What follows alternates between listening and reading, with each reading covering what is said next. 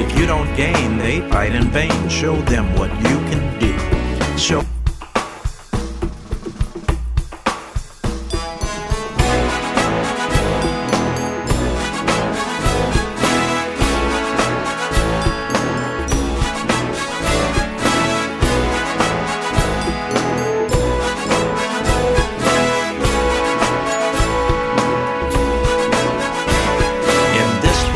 Please wave your grades at the brave who fight for you. If you don't gain, they fight in vain. Show them what you can do. Show.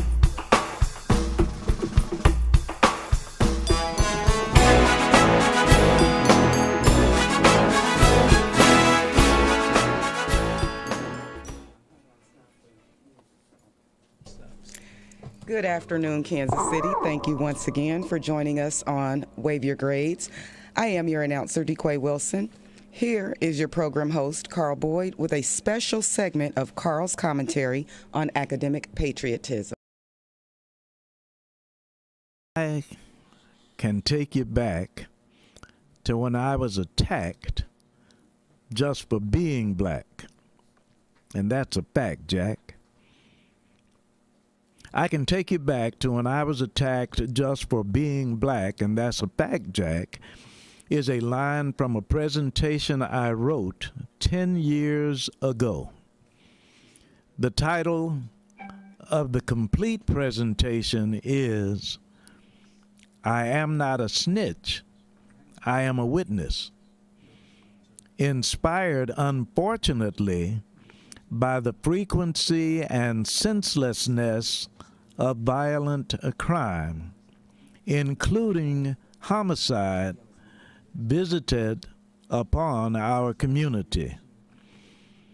Allow me, please, today, Saturday, January 21st, 2023, to explain what a 10-year-old composition dealing with getting rid of violence has to do with a radio program titled Wave Your Grades, which was created to honor the service of military veterans and created to motivate American students to honor our veterans, for that matter, our veterans and active duty personnel with high academic achievement.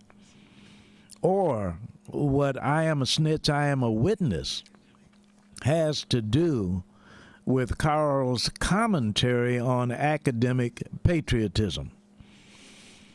I opened with a line from my work. I can take you back to when I was attacked just for being black. When you hear the entire rap, if you will also hear a phrase including the words, black on black crime is a crime. Over these 10 years of my having a few occasions of reciting these words, I have witnessed discomfort with the use of that phrase, perhaps because my criticism of black on black crime makes it sound like I am unaware of white on white crime, as well as every other ethnic group's internal conflict. Let me explain why, in fact, the very opposite is true. Consider my opening today. I can take you back to when I was attacked just for being black. In 1955, when I was 13 years old, our father moved us from our all-black community on 37th Street to an all-white community on 65th Street on the south side of Chicago.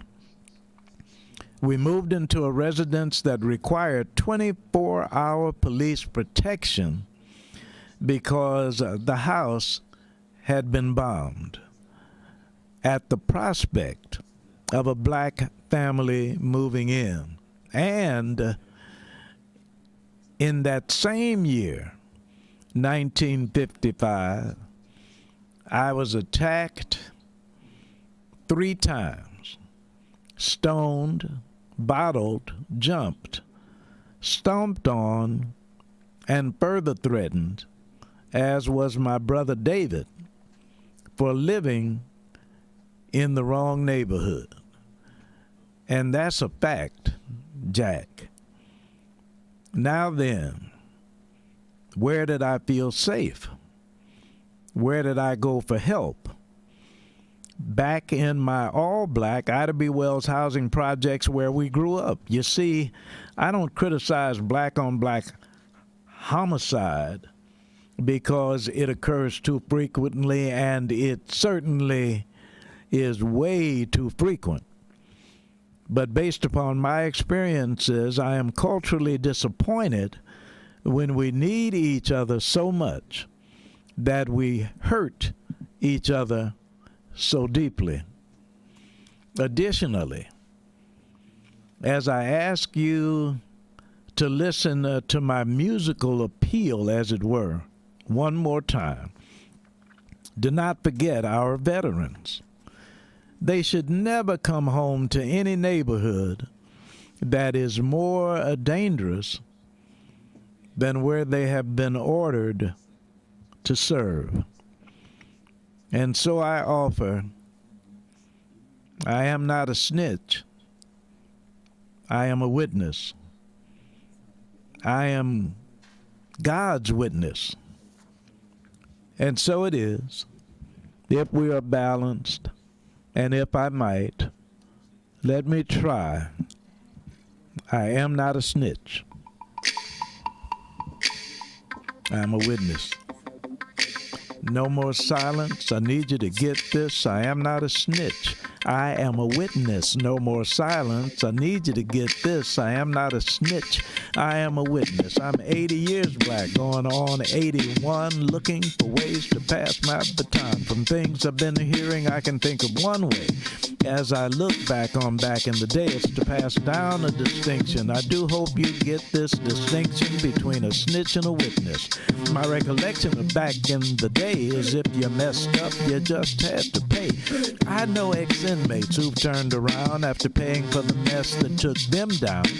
Now they help others, their lives on the rise, pressing towards the high calling prize. Would you rather have a rep or would you rather be wise? Before another child dies, open your eyes, hear your ancestors' cries. Stop living the lies of media hype, negative stereotype, too many tears to wipe. We gotta change our stripes.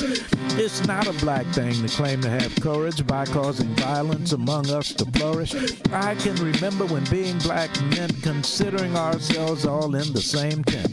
I could take you back to when I was attacked just for being black. That's a fact, Jack, but one thing that was always good, we always felt safe in our own neighborhood. Togetherness was pretty much understood. Black on black meant protecting each other, sisters and brothers of each other's mothers, sharing what we had one with another.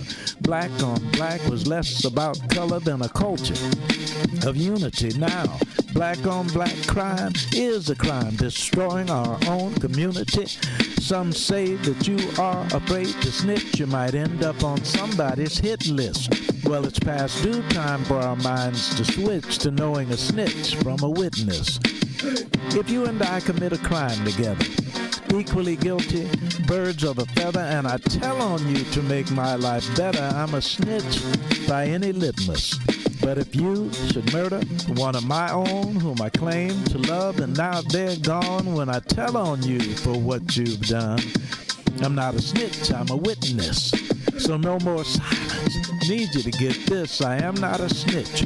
I am a witness. Ever hear the expression, I'll drop a dime, or don't do the crime if you can't do the time? What you may not have heard is we love you. We need you.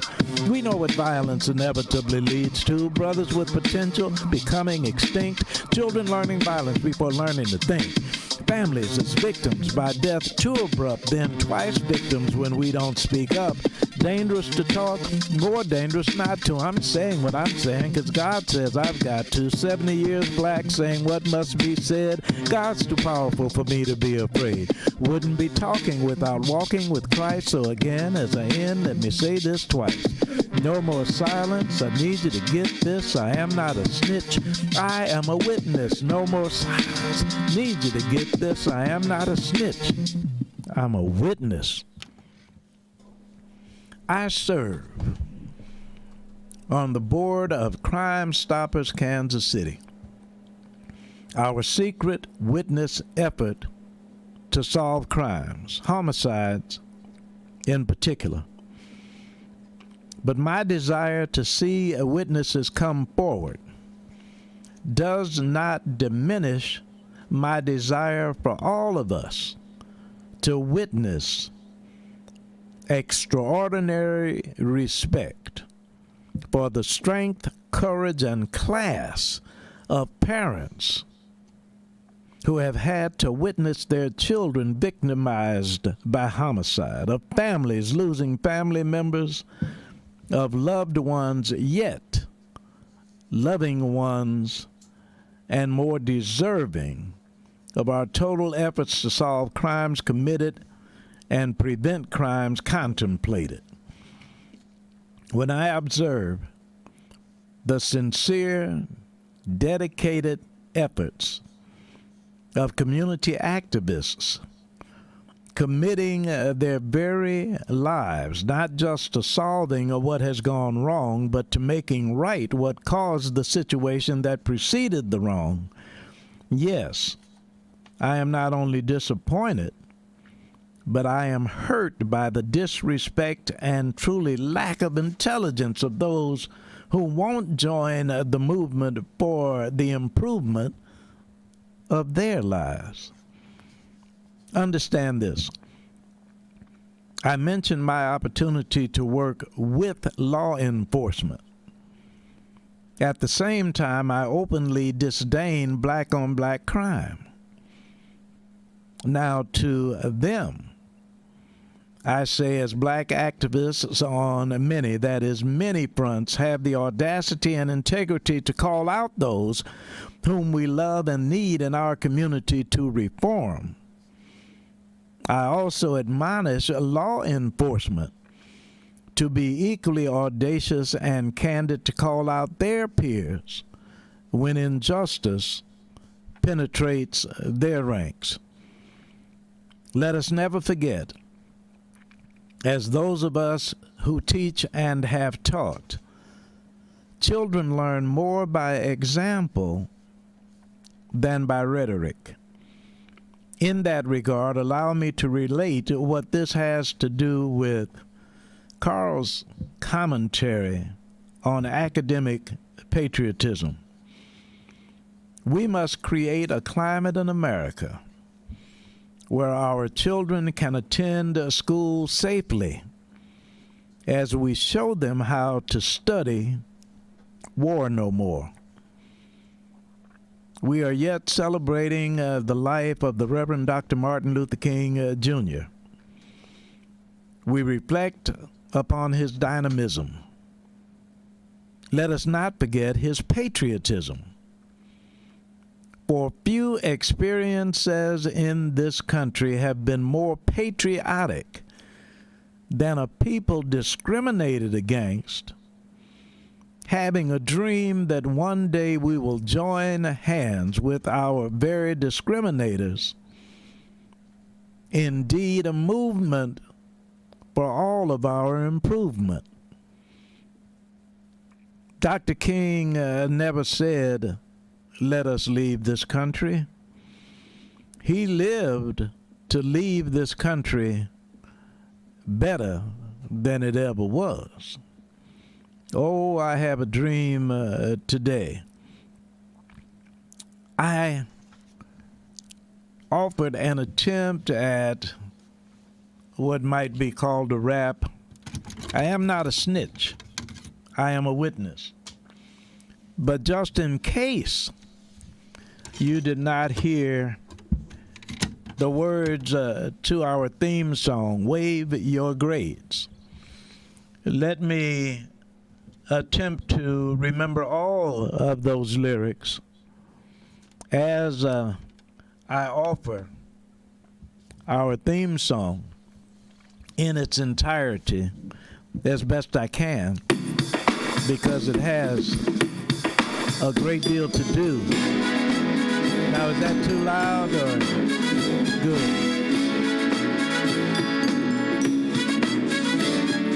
I think this is important.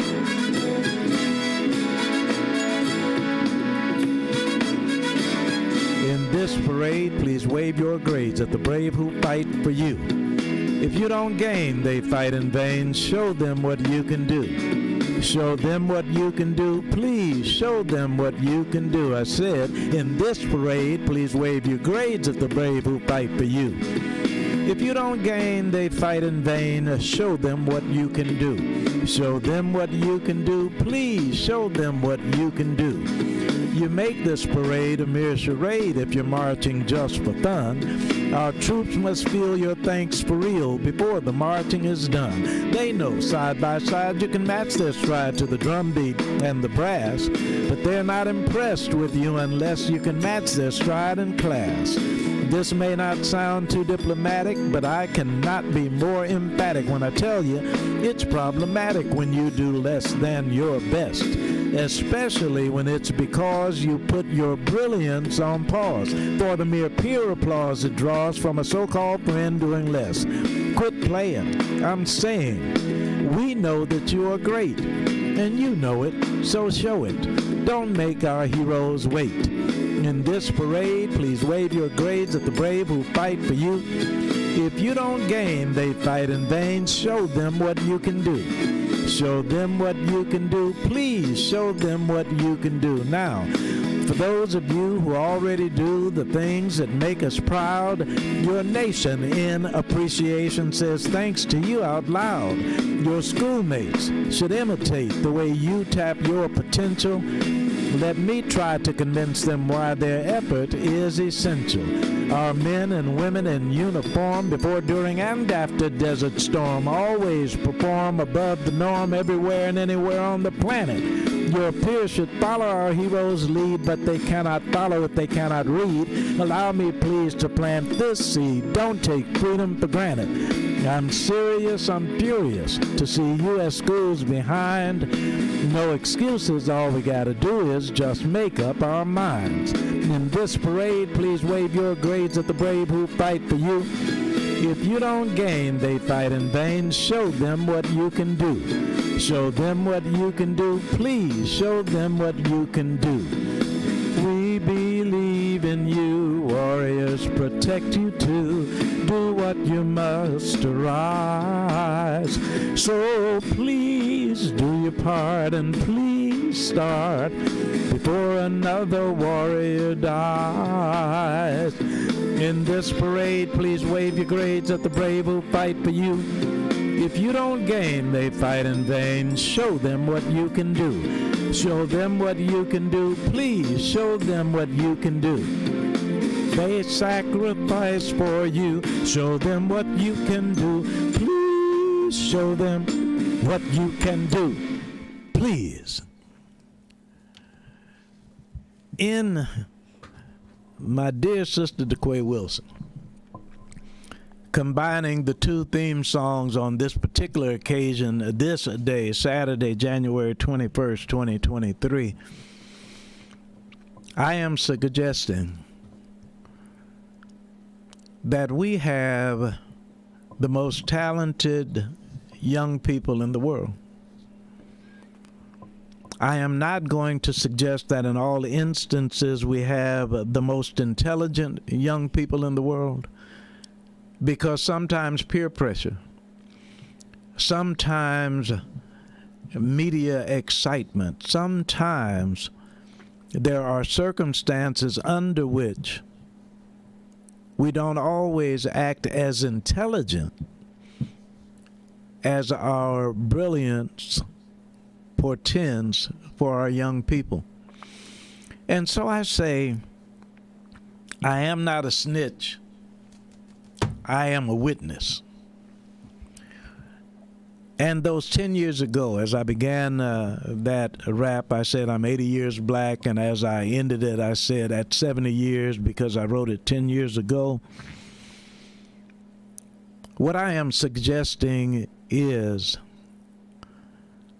that we owe our culture a lot more than we are allowing in our own community, not because it is so drastically different from other communities, but you see, in our culture, the only way we could survive from some time ago was to be a together community. When I think in terms of our culture and attending all black schools, the dedication of those teachers was such that they realized if we did not get a good education, the likelihood of our lives being what it should be was diminished because we were not learning as much as we could, particularly in a culture where the more you really know, the better your potential can be. If you learn how to discern what really needed to be taught beyond just core subjects. So how did we do that in our culture? We had people, I don't remember if my mother went to 8th grade. I know my father went to 9th grade. And yet there was a time in our culture when those who were older had enough common sense that they were able to guide us in a direction that said, not only do we need to learn this, we need to use this. I'm not boasting when I say I am not a snitch. I'm a witness. I'm making an appeal. I'm making an appeal out of love as much as out of concern. Because from a very young age, if we have the opportunity to know what that is, then we know how valuable every life is. Sometimes there are young people, even with whom I work every day, who do not have the parental love in some cases, the knowledge needed to matriculate successfully in school and beyond. And let me tell you what is the positive behind that. And my privilege on this afternoon is to be saying this to DeQuay Wilson, who knows eminently more than I and better than I, that there are some young people deprived of that love, that guidance, that study, those schools. But when they become adults and parents themselves, they live to make sure that those who follow will understand it better. Not just by and by, but my will understand it better. So in all those efforts for us to understand the community in which we live and why we need each other's love and guidance, it is abhorrent that somebody in our own community would do something as dastardly as that, and for us to be afraid to speak up because we don't want to be a snitch. There is a cultural deficit. Oh, wow. Hadn't I thought of this, DeQuay, but this is the truth of the matter. I started teaching 7th and 8th grade science in 1964. And in my studies of what it meant to be a teacher, one of the things that we studied was something called the cultural deficit model. Now, the cultural deficit model of teaching is one that makes allowance for children who are unfortunate enough to live in this neighborhood, unfortunate enough to be a part of this ethnicity, unfortunate enough to be foreign. The cultural deficit model suggests that our children are operating from less than. Now, I am here to tell you that teaching from 1964 into the 80s, I didn't see a cultural deficit. I see students who look just like me, who are brighter than I, who, if allowed to rise up to their potential, are certainly as good, are certainly as smart as anybody else. And when I offered the phrase, no one rises to low expectations, what I was suggesting and what I suggest right now is we cannot afford to let somebody who looks like us with all the potential that they have to get away with being mediocre, or certainly being negative, and certainly being violent. So I am not a snitch, I am a witness as an appeal, but let me put it with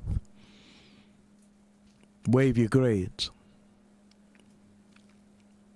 No one deployed in military service should come home to a community more dangerous than where they were asked to serve. That's one thing.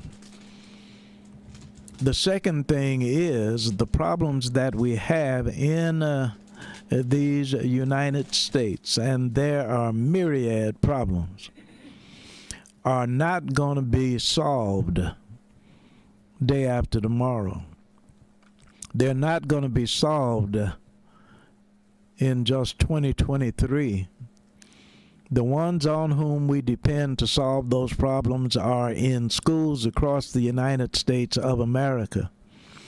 And if we really want to show our respect and appreciation for those who have served, we need to have students dedicate themselves to being the best students they can possibly be, to solve every problem that besets them beyond the political.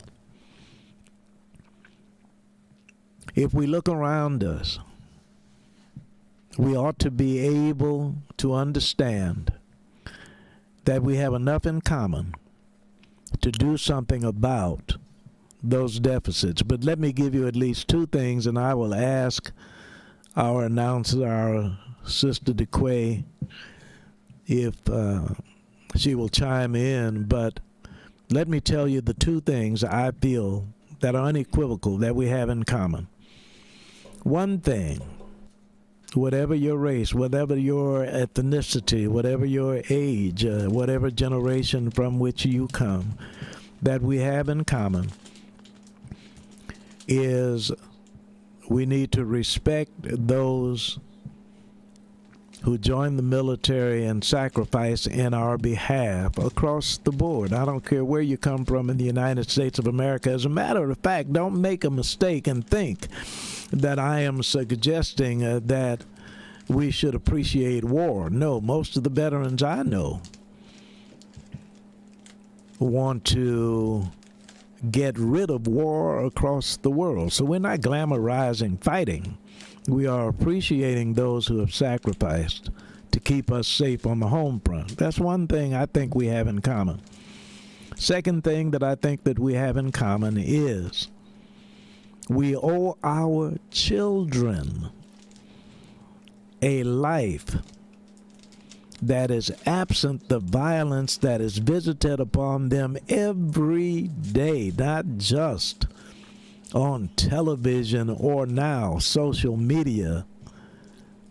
But my goodness, I attended school in the 1940s and 50s, so I admit that. Taught schools in the 60s. And Sister DeQuay, If someone, when I started teaching school, said that we were going to have an active shooter drill at the school, I would have had no idea what they were talking about, or I would have thought it was a joke. We are living in a time now where two things we should address in common is an end to violence and a respect for those who must confront violence in their service to come home safely. So those two things. And as we attempt on Saturdays to ask our students to have that respect and to strive for excellence,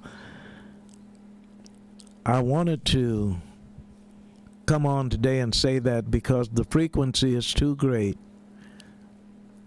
and I am convinced that we are not doing enough to respect those who are going through and have gone through missing loved ones in the United States of America. Let me stop there and just see if there's anything that DeQuay would like to say. Well, I would confirm that, yes, we can agree on that. But I think my question, well, respect is the whole issue. How can you have respect for any other human being if you don't first have respect for yourself? So I'm curious to know what took place, what caused the transition.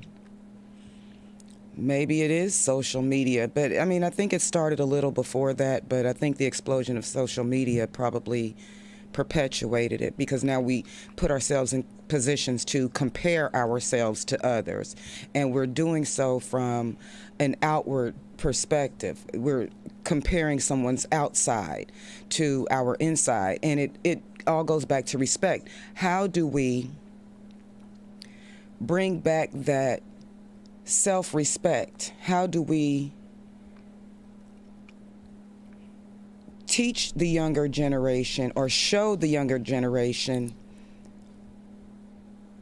to have a greater sense of respect for themselves? Because, and this is just DeQuayology, this is my opinion. Yes, ma'am. When you have respect for yourself, genuine respect for yourself, you have genuine respect for your community, because you respect those others in that community, and you understand how the two, you and the they, all function together and to create this community.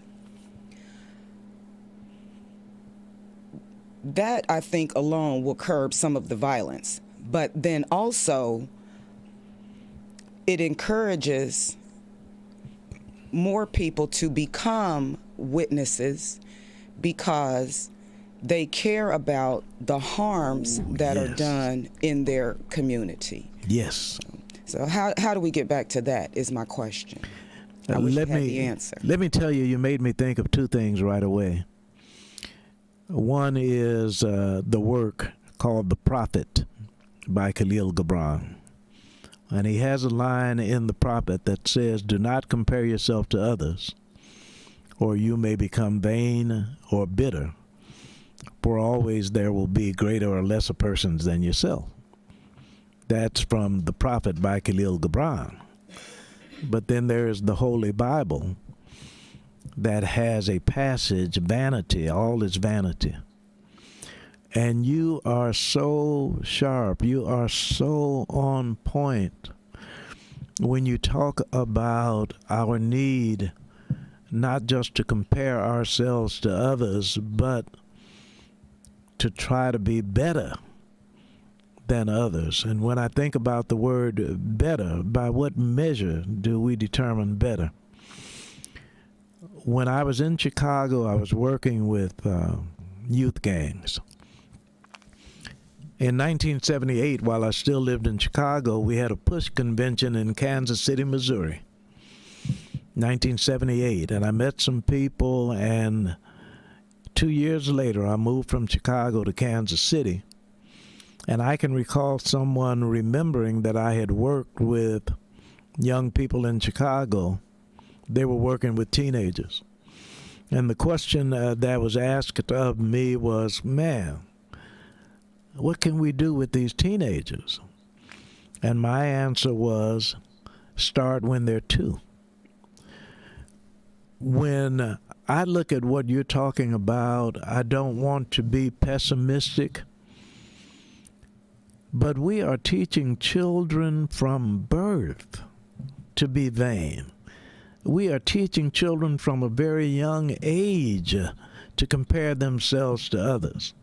We are even critical of young people who are not satisfied with being less than the best. So we're setting up a culture, we're setting up an environment where, in as much as the adults whom they admire are telling young people you are less than because you can't outdo somebody, they will look for ways in some cases, and I hate to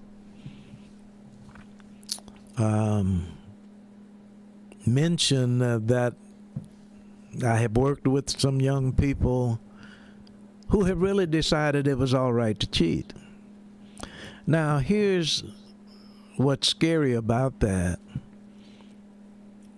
When I talk about my generation, and March 3rd will be my 81st birthday, it would make it sound as though we were such better characters than young people who came after us. And so we talk about the 80s, and then we come up to the 2000s, and now the 2020s. No, it was not that our character was better.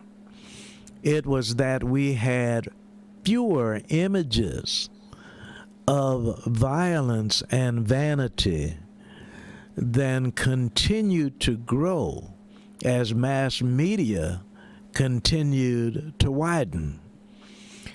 I give the example to young people, and they identify with it when I tell them this. When I was growing up on the south side of Chicago, and we used to do something that was referred to as, quote, playing the dozens, unquote.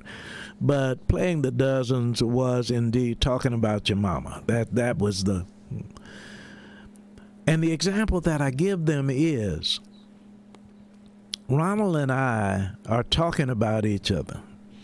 And I say, man, your mama's so fat, she's on both sides of the family. So now we're in a group of peers, and they laugh, which is embarrassing to Ronald. Now, Jerome comes to me, grabs me by my arm, and says, come here, man. And I say, yeah. And he said, I know you didn't know, but Ronald's mother is on some medicine that makes her swell up. And he's kind of sensitive about the fat jokes. Now, we're talking about in the 50s.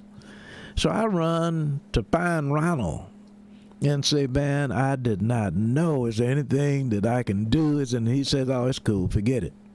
In the 1950s. 2023. I say, your mama's so fat, I can't even finish the sentence, and it is already around the world. So that now the response not only must be swift, but it needs to be even more insulting, because my peers were laughing, and now it gets to the point where it's so insulting that we want to fight about it. So it is not so safe to be insulting in 2023 as it was when you could apologize if you messed up. I am not suggesting for a moment that that's the only thing, but let's talk about your question as it relates to how we need to deal with it. Not only is there a comparison to the frequency of insults and how widely spread they were then versus now, but what has happened that is really concerning to me is not only is it widespread, but it's deeper. There was a time when there were certain terms you could not use on television. You didn't see those on television. And then something came up, and you see, my generation is old enough to know when it happened. Our young people don't know that there was not a cable TV at one point. So somebody says, well, no, you can't say it on TV, but you can say it on cable. Second thing was, it used to be that adults would not use profanity or certain kinds of insults in front of children. And if they did and they saw a child, they would apologize. Man, I didn't see your little boy standing there. Well, now, it is interesting to me that in the world that we live in, not only does it seem to be all right to offer insults in front of children, but there are very amusing commercials advertising products that show children embarrassing their parents, and in some cases using language they should not use. What I'm getting at is we can address the need for shaping a new personality by making the frequency of positive occurrences, people, organization, and incidents as pervasive as negative media are today. Our children need to have a chance to be children. And we are causing them in some cases to gain popularity because they are imitating adults. One of the things that occurred to me when I was trying to write this message for today was the fact that we have demonstrations against police officers when they do something wrong. As a matter of fact, we have massive demonstrations. And I have heard someone criticizing by saying, why don't we ever hear you talk about what happens in your own community? To KUAW Wilson, we do not have time to list the number of efforts in our community to correct what goes on in our community. And we have a responsibility to make that more pervasive. We have a responsibility to help our children see us being positive, correcting when correction is needed. Because, my goodness, you and I was blessed to meet KUAW Wilson on a broadcast that dealt with improving the community. And if we just started naming off the top of our head the number of organizations and worship, including mosques and other places, we would have an endless list. But it is not, as the old saying goes, where money is concerned, it doesn't sell. So one of the things that we need to start doing is exploring ways that good sells.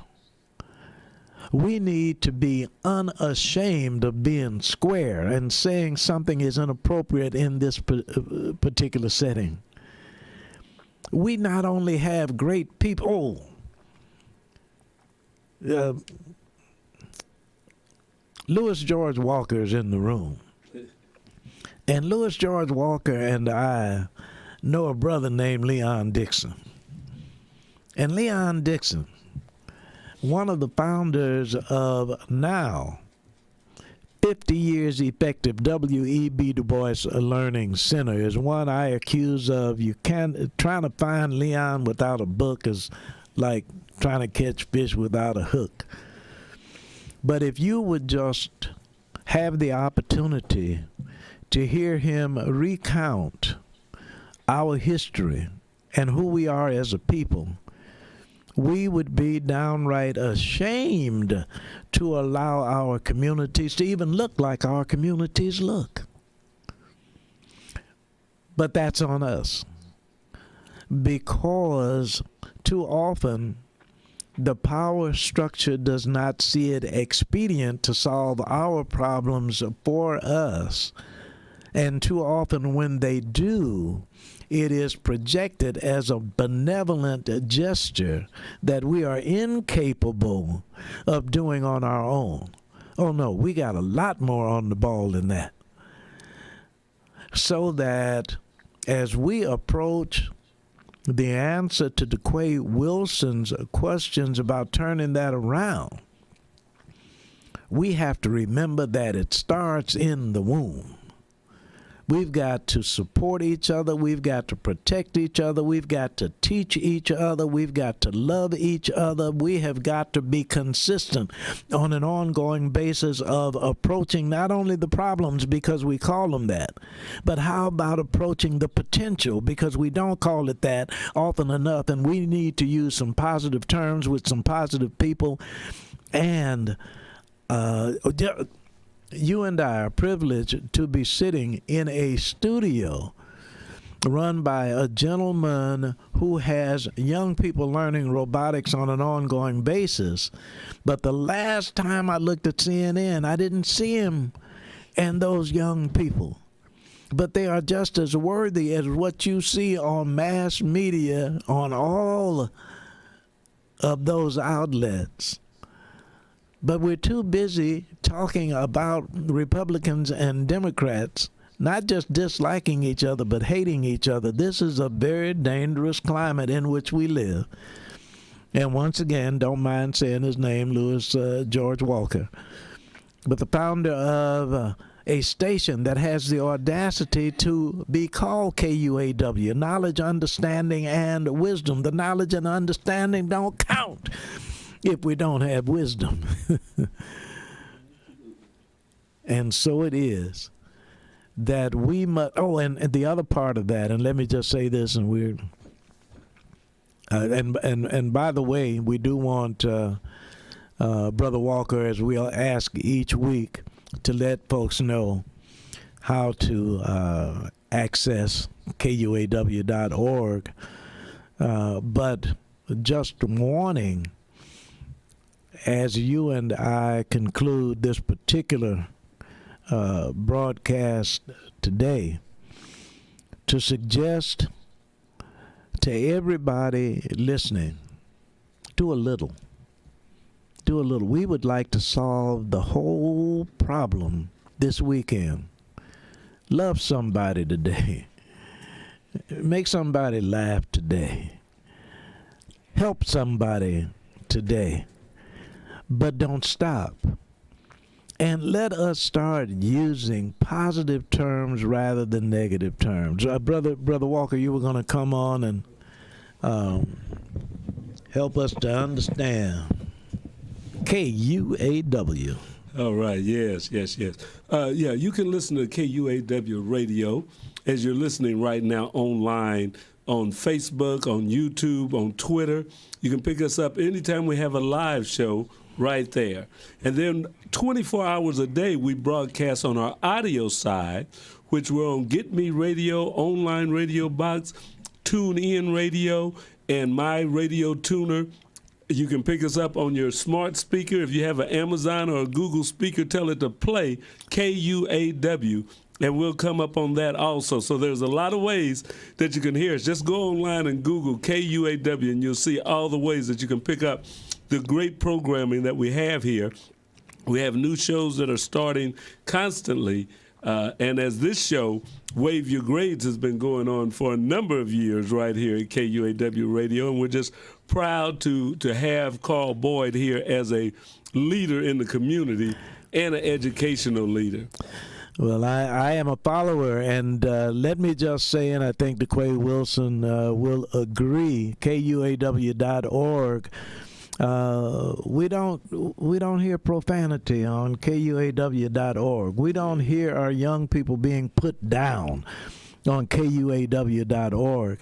And we have a responsibility, and we're going to do this year. Brother Walker, I'm going to ask of Sister DeQuay Wilson and of myself that we do a better job of advertising what KUAW is about so that we have more of that going on. I would agree that our marketing, that's one thing that we're looking at. Yes, sir. Working with a new group that's talking financial literacy. Yes. But also bringing some marketing expertise into it that we're going to use throughout the station. And while we're at it, we got to get a hat off, or I want to give a little report on a man that's really done some great things and an organization, and that's Mr. Mickey Dean. Yes, sir. I heard him just this week on the NPR station talking about the Reparations Commission that's being started in Kansas City. And Mickey Dean is not a person that looks for the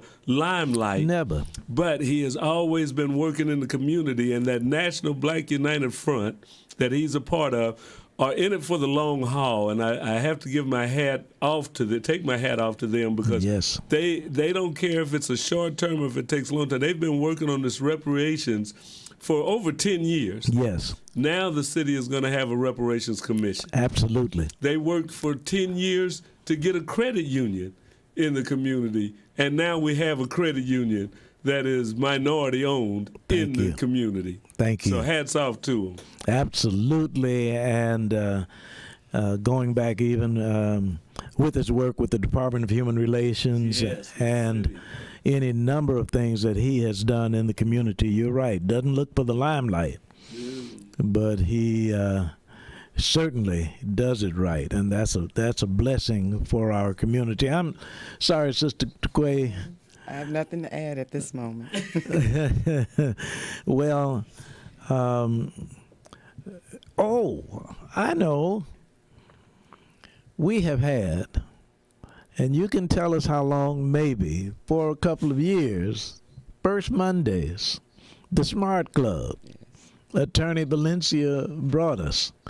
And that has become a regular thing, but she is also doing something apart from Wave Your Grades, and that is, or are you ready to? No, they started last week. Yes. So, yes, that is our, now you put me on the spot. I got to remember the name. It's Smart Money. Oh, that's good enough. Financial Literacy and Business News, I believe. Oh, that's the financial literacy you were talking about. That is so good. It Congratulations. started on Martin Luther King's birthday. Yes. So they moved their start date up so that it would coincide with that birthday.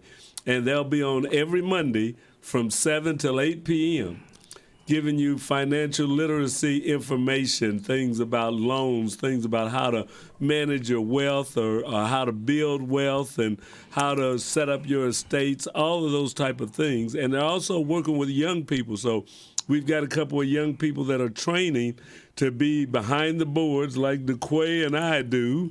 Outstanding. So that we will have some young people that are learning how to work the radio thing. So it's a learning working relationship as for the students, but also for the community. Yes. So it's all going to be a lot of work. We just started it off Monday. If you didn't get it, go to the website. You can go to our YouTube page and look for our Smart Money. That's the name of the broadcast. And there's only one recording on there right now, so that'll be it. But we're going to build that. Hopefully we'll have 4 or 5 years of this program going also, because our community needs some financial education. Yes, sir. I read an article one time and said that the average wealth of the African-American family is lower than the white family, which everybody kind of knows that. But what was really striking to me is they said the average wealth of a black person that makes $100,000 a year and a white person that makes $100,000 a year, in a number of years, they're still larger by thousands of dollars because of investments. because of what they do with their money. Thank you. Sometimes we can make $100,000, but we spend $110,000. That's exactly right. It's up to where some people can make $100,000, live off of $75,000. That's it. Invest $25,000, and in 4 or 5 years, all of a sudden they got a bigger nest egg. We've got to learn how to make those distinctions. You know what? That is so good, and it reminds me of what I was saying about children learn more by example than by rhetoric. So you're talking about the credit union, for instance, is something that our children need to see as they grow up as being not only a possibility, but something in which to participate and start talking at that young age. Go to the bank. And the other thing is where Attorney Valencia brought us is concern, and the Smart Club, the young people she brought to us. In our regular announcements, we are now going to be doing Heroes You Know You Didn't Know Were Heroes, where young people will write in about those around him they didn't know were veterans. And our first person to do that was Syria Shields. I remember that, yes. With Carl Evans, the late Carl Evans, who is a part of Valencia's group. Okay. So that's all good and well tied together. And we are, in fact, truly blessed to be able to have a program on KUAW.org.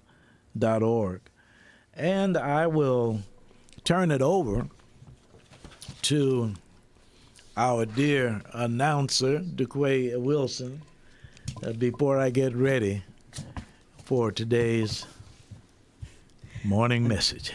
I want to thank you all for joining us on your Stutes for Boots Wave Your Grades program. We come to you live every Saturday from 1 to 2 p.m. Central Standard Time, right here from the W.E.B. Du Bois Learning Center right here in Kansas City, Missouri. I am your announcer, DeQuay Wilson. Now, our host, Carl Boyd, will close with his Carl's commentary on academic patriotism and his daily message for students in honor of our veterans from his book, Morning Messages. Thank you so very, very much. Carl's commentary on academic patriotism. Please, if you get an opportunity to replay that commentary today, came early, but ordinarily it would end the program. And thank you to Quay for joining that discussion because it is so important to all of us. And now, having the opportunity to read from the book, Morning Messages, to students across the USA, your Stutes for Boots message for this day, January 21st.